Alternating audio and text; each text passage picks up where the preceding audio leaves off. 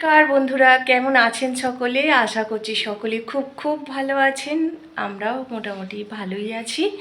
তো এখন হচ্ছে সকাল অনেকটাই বেজে গেছে, প্রায় 11টা 30-40 মতো হয়ে গেছে। তো আজ আমি একটা রেসিপি বানাবো, সেই জন্যে আপনাদের সাথে শেয়ার করব ভাবলাম। তো চলুন রান্নাঘরে কি রেসিপি বানাবো আর কি হতে চলেছে রান্নাঘরে, চলুন যাওয়া যাক। আর চলুন দেখাইও আপনাদের আমি কিভাবে এই রেসিপিটা বানাই। তো চলুন যাওয়া যাক রান্নাঘরে।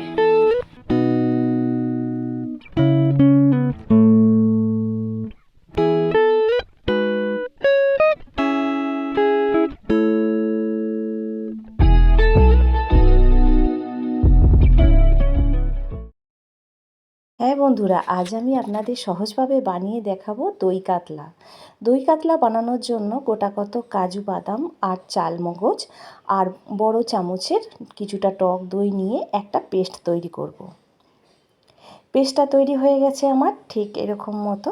আর একটা কড়াইয়ের মধ্যে কিছুটা রিফাইন তেল নিয়ে নিয়েছি। রিফাইন তেলটা গরম হয়ে গেলে তাতে কিছু ফোড়ন দেওয়া হবে। ফোড়নগুলোর মধ্যে হচ্ছে একটু আধখানা শুকনো লঙ্কা, গোটা জিরে, দারচিনি, লবঙ্গ, এলাচ আর একটা তেজপাতা। এলাচের মুখটা একটু করে ফাটিয়ে নিয়েছি, তাতে এলাচের গন্ধটা খুব সুন্দর বেরোবে। সমস্ত উপকরণগুলো তেলের মধ্যে আমি একে একে দিয়ে দেব।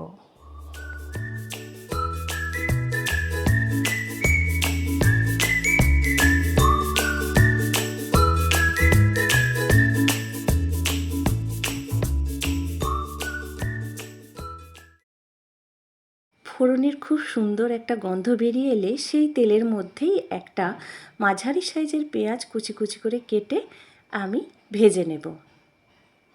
পেঁয়াজটা কিন্তু খুব বেশি লাল করে ভাজা যাবে না।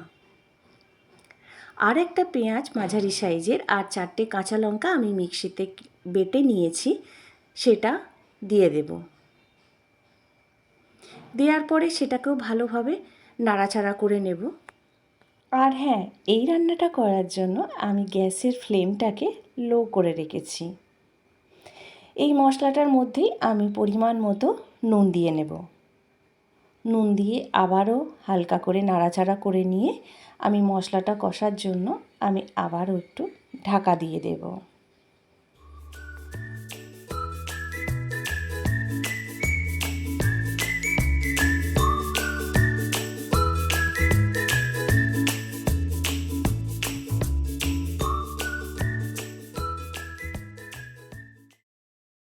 দেড় থেকে 2 মিনিট পর আমি আবার ঢাকা খুলে এর মধ্যে এক টুকরো আদা আর 1 চিমটে জিরে, গোটা জিরে দিয়ে আমি শিলেতে বেটে নিয়েছি, সেই মশলাটা আমি এর সাথে দিয়ে দিলাম। নাড়াচাড়া করে নিলাম। আর নাড়াচাড়া করার পর এর সাথে অ্যাড করলাম 1 চিমটে কাশ্মীরি লঙ্কার গুঁড়ো।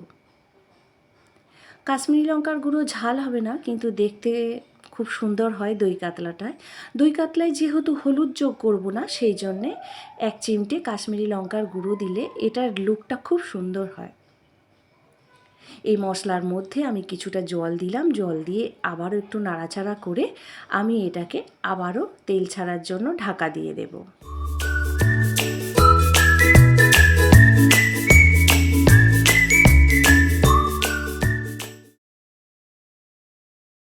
এরপর আমি আগে থেকে বানিয়ে রাখা যে মিশ্রণটা তৈরি করে রেখেছিলাম, সেই মিশ্রণটা আমি মশলার মধ্যে দিয়ে দেব। দিয়ে আবারও একটু নাড়াচাড়া করে নেব। আর আবারও এটা ঢাকা দিয়ে আমি মশলাটায় তেল ছাড়ার জন্য অপেক্ষা করব। আর দেখবেন ঢাকা দিয়ে যদি আপনি রান্না করেন, রান্নার স্বাদটাও অন্যরকম হয় আর গ্যাসের সাশ্রয়ও হয়।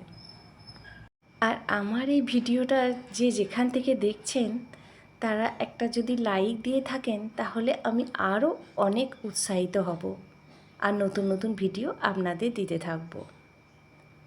দই কাতলা বানানোর জন্য আমি মাছগুলোকে আগে থেকেই ভেজে রেখে দিয়েছিলাম, সেটা আর দেখাইনি। কাতলা মাছটাকে হালকা করে ভেজে নিয়েছি।